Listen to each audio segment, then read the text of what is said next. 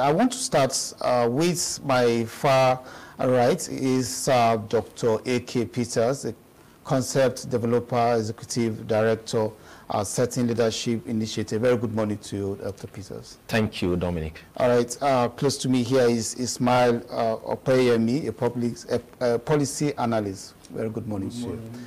All right, Dr. Peters, I know you followed up with Reverend David from our Benin studio where he was talking about openness. He's talking about government not being open to the people in terms of giving statistics or giving the right information for them to make their judgment. I don't know, I want you to take it from there before we look at the major concern of today's discussion.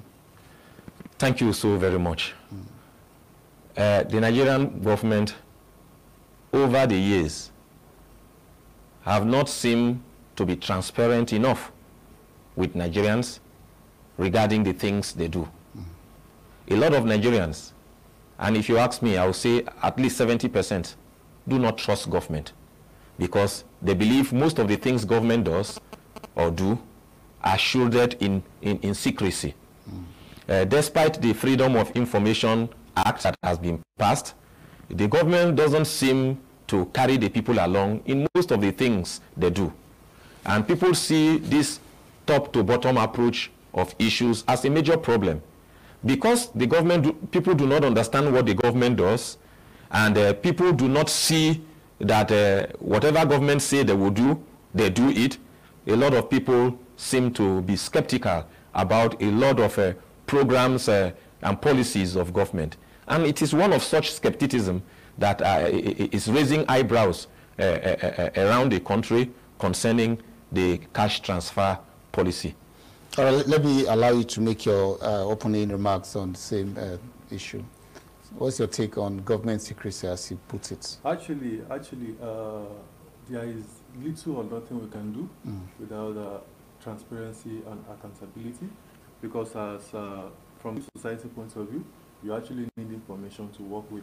And a lot of time, input of the people too is actually very required. It's actually required in the democracy and governance process. So when the people don't have adequate information to work with, then it becomes a challenge, and then it's bringing about this mistrust between the people and the government. And at the end of the day, the support that the government is supposed to get from people, they might not be able to get it to achieve their mandate, to deliver on their mandate. So well, you and I know that in our society today, especially those who they tag the very poor, do not want to know what policy government is doing. They are more concerned about what they get from the government. Now, our guest from Benin has argued that the government has done well with the cash transfer that we had in the previous administration. Now they are coming again with another 8,000 naira, which he said is a global practice for the very poor in every country of the world that you think of. To you, if you're going to give an assessment of Nigeria's own program, the cash transfer, beginning from the last administration, what's your own take? Well, I will take it up from what Dr. David has said about the cash transfer, because I know his organization monitored the cash transfer program so well, especially the Abacha loop, the implementation of the Abacha loop. But then, the reality of that period and now is not the same. The issue, the context is not the same, because then you just feel, oh, we want to take people out of poverty, and there's a loot that is being recovered, and we need to actually put that. And it's even not the idea of the Nigerian government. It was actually the idea of those people, I mean, the Western power. Where we retrieve the money from. So this money is coming back to Nigeria, but we also need to monitor and agree on what you use this money for. But this particular idea of cash transfer that we're having now is a different case entirely. That period, it was, we want to take people out of poverty. But now, there is a government policy that's actually further adding, what's it called, make the life of the people more hard. So now you are looking at the palliative to make things easier for them. So there are certain considerations to be made in terms of what specific programs are we going to adopt to be able to alleviate, to relieve that particular hardship that has been inflicted on them as a result of the programs and policies of government. But then, those periods, it wasn't because of the policy. It was just we had a high number of poverty, hunger in the country, unemployment. How do we address this with the income, the money that is coming from the loot that we will. Okay, let me come back to you, Dr. Davis, Dr. Peters. Now, how realistic is for a family to live on 8,000 naira, just like they mentioned, the very poor? How realistic it is looking at the present reality of things in our country? Is it only 60 million Nigerians that deserve palliatives? From the record, they say 12 million. Sorry, is it only 12 million Nigerians that deserve palliatives? Is it only 12 million Nigerians that are affected by the increase in pump price of fuel? Is it only 12 million Nigerians that are below the poverty line? Are we also saying that based on our statistics, I hope the statistics are clear or correct, from the National Bureau of Statistics, that the poorest of the poor are only 12 million? If you have a policy that is targeted at only 12 million out of 220 million people, that is infinitesimal. When you want to bring or roll out palliatives, palliatives should be things that should benefit majority of the poor people.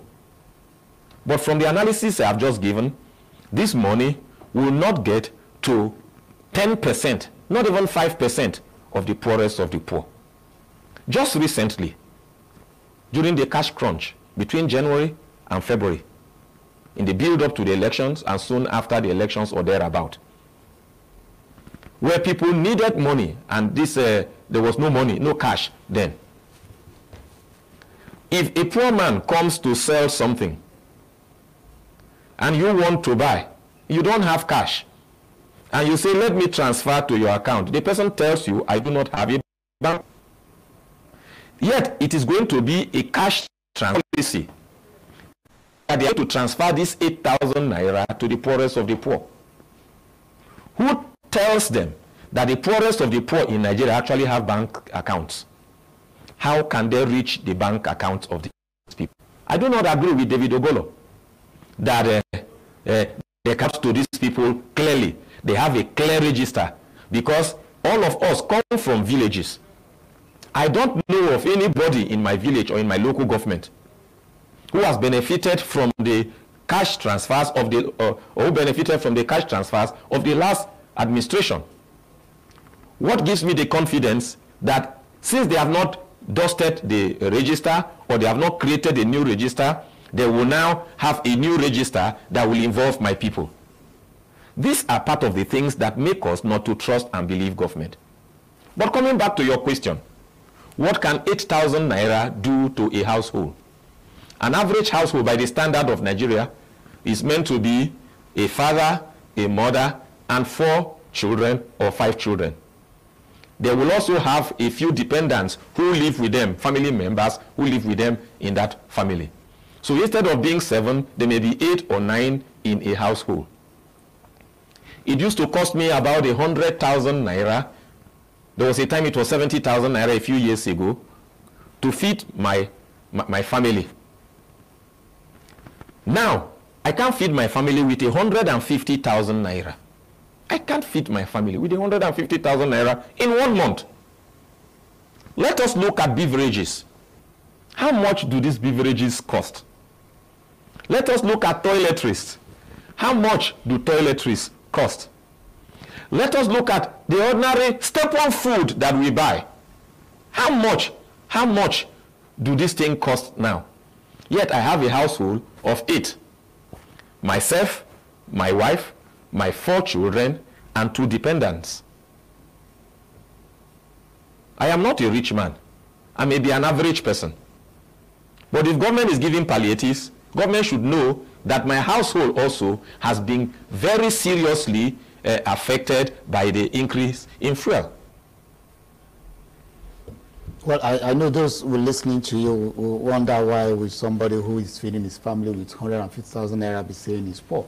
Because definitely the statistics say the very poor in the society. Now, I want to come back to you, Okoyemi. Now, he has also said, how did they manage to arrive at those statistics? Now, if in your own definition, how do you define the very poor? Because, like he mentioned, he cannot feed his family with 100,000 and he's not poor.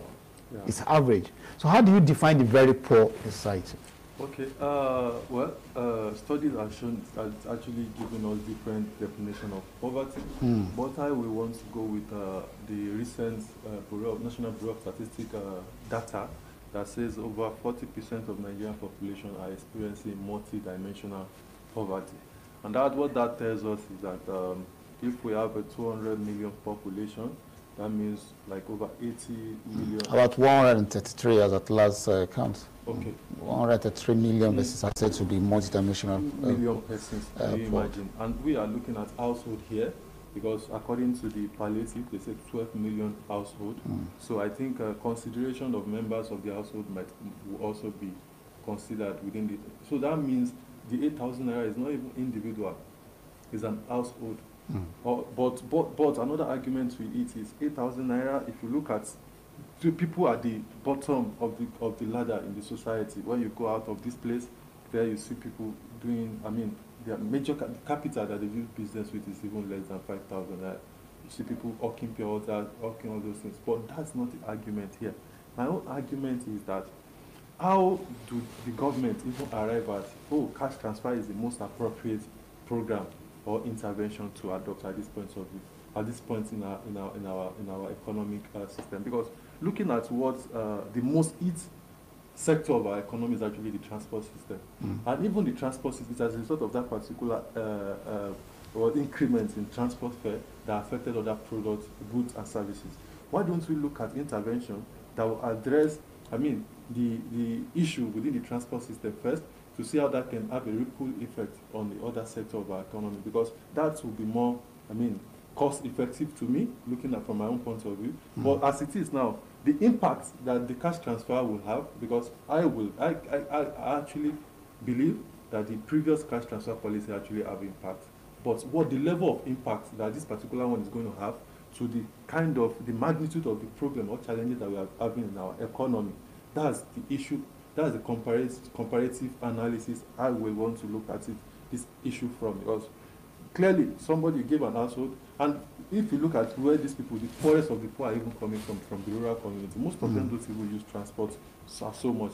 The only means of transport that they use mostly is maybe to convey the goods from the farm to the city. And if the government is actually very serious about intervening to address some of these issues with the people, they can actually address that as well, and look at the kind of transport system they can provide to the people in the rural community at that level, which will have, like I mentioned earlier, ripple effect on their livelihood and life generally. So to me, the money might be little, but it's also very important to state that that is also more than the capital of some people within our economy, to be frank with ourselves. But then the overall impact of that particular money to the socio-economic system generally, that's the angle I'm looking at it, because I feel cash transfer might not be the most appropriate policy or intervention at this point.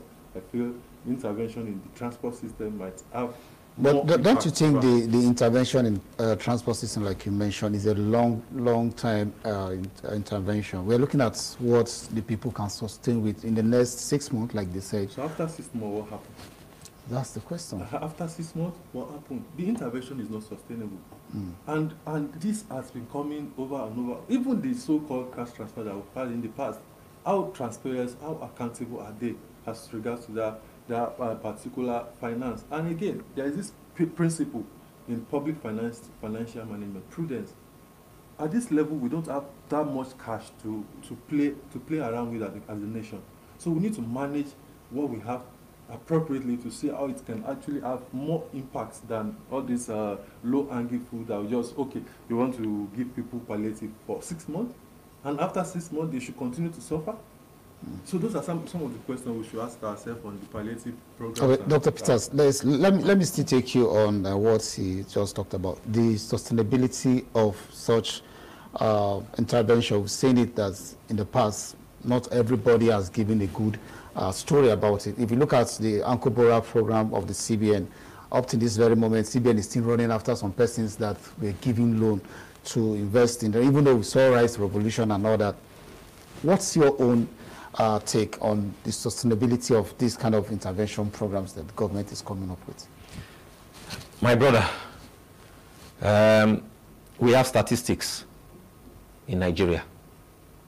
I hope you are aware or you recall that recently the Nigerian Correctional Service, or the Nigerian Prison Service, as it were, have come to tell us that they spend, is it 1,500 naira or 2,000 naira for a prisoner each day for their meals. Now, that is for prisoners. So it means that even a prisoner who is just one person, the government spends 1,500 or 2,000 naira for that prisoner every day. And then you want a household of 7 or 8 to spend 8,000 naira in a month for 6 months. These are the things that are not adding up. You see, I agree that 8,000 naira will go a long way to alleviating the plight of the poorest of the poor, no doubt. But how do we determine who are the poorest of the poor? And because people do not trust government, I too do not trust that government will be able to do it. Assuming you say give it to the mosque, give it to the churches, who know the people who are poor in their community, or you give it to the traditional rulers of the various communities who know the poorest of the poor, and they are monitored, I will agree that reasonably 70% of that money will get to the target population. But if you do not give it to the traditional rulers, and you are not giving it to the imams and pastors, and you are only giving it, disbursing it through government, 75%, maybe 80% of that money will be looted. We talked about the anchor borrowers program. Yes, I will agree that the anchor borrowers program of the CBN yielded result in terms of the fact that food was produced. You will go to the market, you will see rice, you will see beans, you will see food. The problem is having money to buy the rice. Because the rice that used to be 7,500 naira is 45,000 naira a bag of rice. It's not that the rice or the food is not in the market, but we cannot afford the food. So, I agree too that we don't have a policy of repaying loans that have been given to us. And that also is a problem of government. How can you be very sure that some of those people have not started repaying the loans? And those who are in CBN, the NISAL and all of that, have not completely disclosed the repayments. That is also an issue. But NISAL told us, CBN through NISAL told us that they have a very clear-cut policy and program as to how they will monitor these farmers, go with them, give them all of that, and see that the farmers have started doing well, they have started producing, the farmers are on their feet, and they start repaying. I'm afraid I have to end you here, Dr. Peters, as the Concept Developer Executive Director, Setting Agenda Leadership Initiative. Thank you so much for your time. It's been my pleasure. Ismail Opeyemi, Policy Analyst. Thank you too for being on the program this morning.